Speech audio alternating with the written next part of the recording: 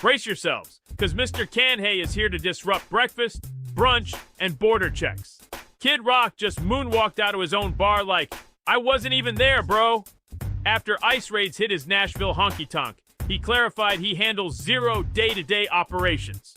Translation? Don't blame me for the fajitas. I'm busy shooting beer cans in the woods.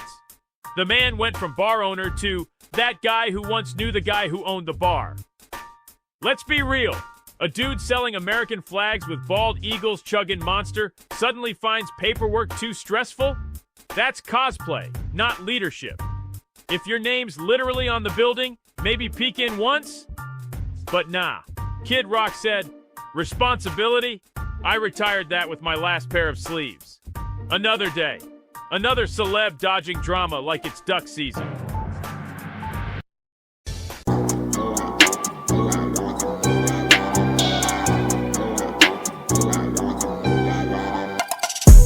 In today's hyper-connected world, celebrities are both adored and scrutinized in real time. Yet, despite public outrage over inappropriate behavior, offensive statements, or even criminal actions, certain stars seem to repeatedly cross the line, and audiences keep giving them chances. The dynamics at play reveal as much about society as they do about fame.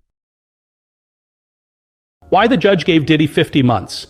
Sean Diddy Combs walked into federal court facing the possibility of 20 years in prison. That's the maximum penalty under the Mann Act. 10 years for each count he was convicted of.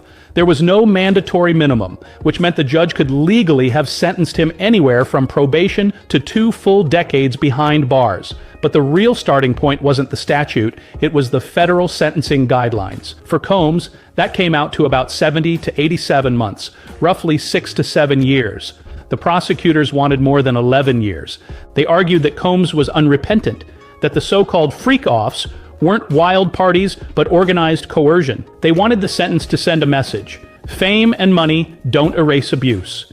The defense went in the opposite direction, asking for just 14 months, basically time served. They painted him as a man who made mistakes but had given much back to his community. The judge wasn't persuaded. In handing down 50 months, a little over 4 years, the judge made it clear he didn't believe the defense's attempt to spin this as consensual or just a sex, drugs, and rock and roll story. He said he believed the women who came forward, credited the evidence of coercion and psychological damage, and pointedly denied Combs full credit for acceptance of responsibility. As the judge put it, we all have voices, but you have a megaphone. And he told Combs he had used that megaphone to harm people. Celebrities exist in a unique ecosystem of admiration, money, and attention. Social media amplifies every post, tweet, and video. When a star pushes boundaries, whether intentionally for shock value or carelessly, they often receive massive engagement, comments, likes, and shares. This can reinforce the behavior. Controversy often translates into attention, which translates into profit. The result? A feedback loop that subtly encourages boundary pushing.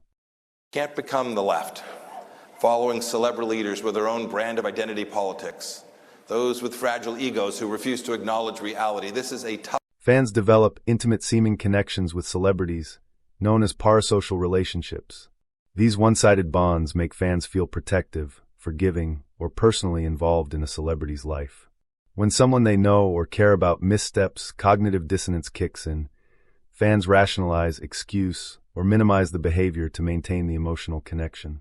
I don't know why I just feel like when I watch Bravo shows, that's what I liked about that what is it called, Gen? What was it called? Next Gen. Next Gen. I like that because it was just like, there was no annoying Bravo fans weighing in on everything. I don't like this house. I don't like, it was just like watching the show just to watch the show. And I'm like, you guys, like, I feel like whenever I watch Housewives, I'm like, oh, I enjoyed that. And then I look online and it's like people rip it apart and they hate it so much. I'm like, did I watch something else? Like, I enjoyed that episode of OC. They're like, this is the worst. They should be canceled. I'm like, you guys are so aggressive. Then just don't watch it. Like, I don't. A lot of people, are not liking this season of the OC, which I don't necessarily understand. Like, either. calm down. Like, I don't watch Severance, but I don't need it to be canceled. Like, I'm never going to watch a workplace drama. I'm good. The media itself plays a major role. Outrage-driven headlines, viral clips, and clickbait coverage reward extreme or scandalous behavior. Controversy is currency, and journalists, influencers, and content creators know that stories of celebrity crossing the line generate clicks and add revenue. This ecosystem often emphasizes the spectacle over accountability. Fierce black and white polka dot suit storms out of a courthouse. Suddenly, a paparazzi asks what she considers a disrespectful question about her personal life. Cardi's reaction? She lashes out, throwing a pen right at him. But here's the twist. This happened during her assault trial, where she was accused of attacking a security guard years ago. The jury? They found Cardi not liable in under an hour. Cardi's bold assault on someone asking a question took many by surprise and left others wishing the jurors could have seen the recording. Many said if the court would have allowed the footage to be played, it could have changed people's minds as to her innocence. What do you think? Was Cardi justified in throwing things at people because she gets upset, or should be held accountable for her physical actions over a few words that were said? Let us know in the comments. Society has a deep fascination with redemption arcs. Public apologies, charitable work, or social media contrition can reset a celebrity's image. Audiences are conditioned to give second, third, and even fourth chances, especially if the celebrity demonstrates remorse, real or performative. This cycle allows repeated misbehavior without lasting consequences.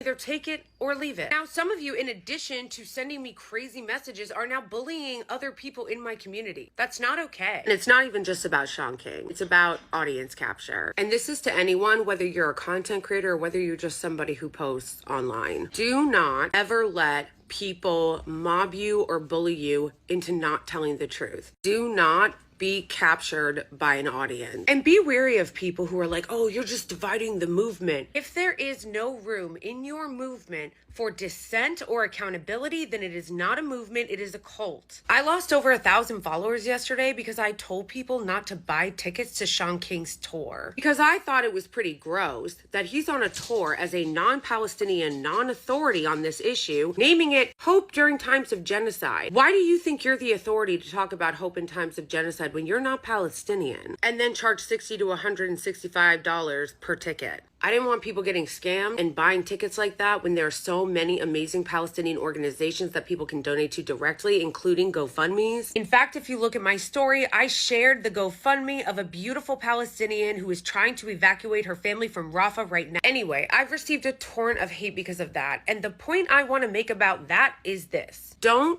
ever compromise what you know to be the truth and your integrity because you are afraid of your own community or audience. Finally, celebrity culture thrives on double standards. Misconduct might be forgiven or ignored in some cases due to wealth, talent, or influence, while similar behavior in ordinary individuals often leads to severe consequences. The combination of privilege, fame, and public indulgence creates an environment where the rules seem bendable or non-existent for celebrities.